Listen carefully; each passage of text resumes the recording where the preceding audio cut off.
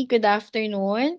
So, thank you for accepting us or our invitation for a testimony of your child development. I want to ask you a question. For Sige pa. testimony lang, mommy, na how Mm, how is Nathan right now? mm. Okay, for Ano ba? unang um kamusta po si Nathan before? Kung alam niya ng word yung alam niyang words lang mama, papa, baby, lolo, lola. Pero ngayon nakikipag-conversation niya kahit papaano, di ba? Tapos Opo.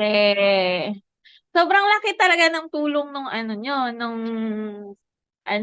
tutorial niya ngayon diyan sa inyo. Kasi nga, So, nagkatulungan po talaga yung program ng totoo, therapist po at saka yung tutorial sobra. po niya dito sa amin. Ang Okay. dami talaga. Opo, mami. Kaya nga po, natutuwa naman po kami dun sa feedback niyo, Kasi 'no?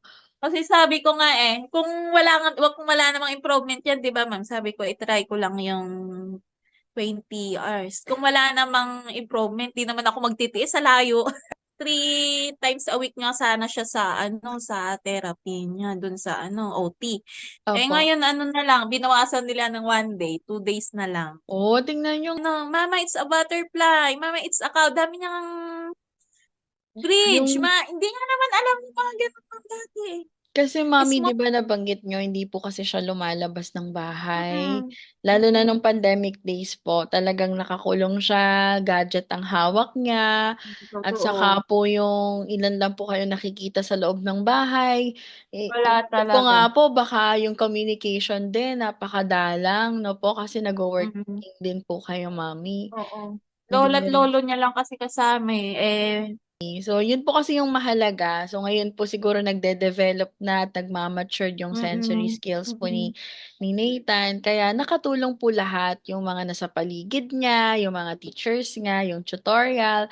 At same time po, malaking tulong din po yung therapy niya.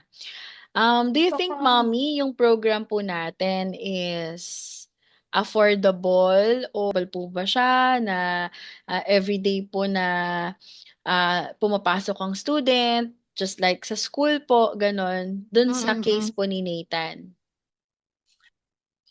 Kung affordable, ma'am, sobra.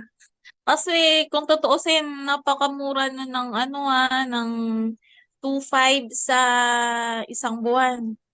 Compare mo dun sa pag nag-therapy ka, 800 per hour. Andyan, saka malaking tulong talaga yung bawat labas niya, ma'am, ang dami niya ng alam. Ganon. Sabi ko, parang nagte-therapy na lang din siya dyan Kaya, sa 2,500 na yun, sulit na sulit na. Kasi nga, kasi nga nahiya ako kasi sabi ko, ala, parang nagte-therapy na lang din ko sa 2,500 na yun. Napakasulit na sa isang buwan. Opo, mami. Alain mo yun. 5 times a week kang papasok dyan sa tutorial. Sa kumbaga gagastos ako ng mga 15,000 monthly dun sa therapy. Diyan magkano lang 2,500. Diba? Gaano Opo, kalaking mami. tulong sa anak ko yun. Pero mami, maraming salamat din po dun sa araw-araw na pagtitiyagaan Mm, ninyo na pagpunta dito.